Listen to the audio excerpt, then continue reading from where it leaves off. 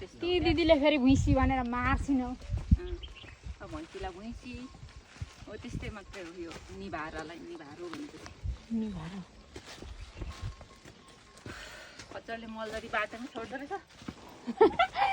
किन तपाईँलाई के रोप्न मन पर्छ खच्चडको मलमा फुल यहाँ फुलहरू दामी फुलेको देखेर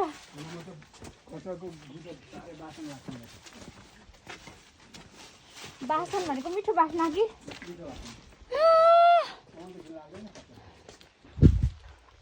बाटो बनाउँदो रहेछ है होइन घरहरू बनाउँदो रहेछ समस्या त छ आउनु यहाँनिर तर त्यो बाटो बनेपछि चाहिँ कहाँसम्म गाडी आउँछ पनि है त्यही डाँडासम्म मात्र हो त्यहाँदेखि यता पनि जान्छ होला नि बनाउँछ होला नि के अरे होइन यो घर त धान म अगाडि जान्छु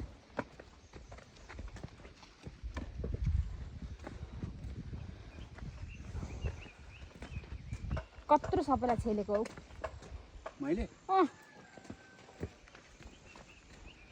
उडाइदिनु न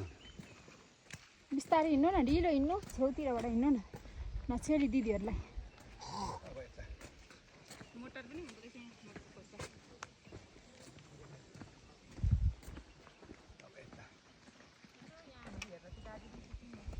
दार्जिलिङ जस्तो यो दार्जिलिङ जस्तो है दार्जिलिङ त्यसले त मार्छ होला तलतिर आएछ अलिक सानो सानो दार्जिलिङ जाँदा अलिक बाटोमा टुक्दै दार्जिलिङ चाहिँ म पुगेँ होइन त्यतिकै भने नि दार्जिलिङका खतरा छ नि अझै अब तेरो पालो आउँदैछ क्यार्ने हो र दार्जिलिङमा तेरो पालो तिम्रो को छन् रे तेरो पालो मेरा साना बाउ छन् नि आउँदैछ क्यार सुब्बा सुत्ता साना बाउ कसरी भयो तिम्रो भयो नि क्यार्ने र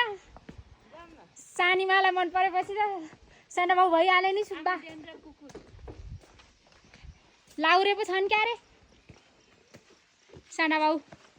आफ्नै कि आफ्नै नि हौ तल आमाकै बहिनी थपक्कै लिम्बू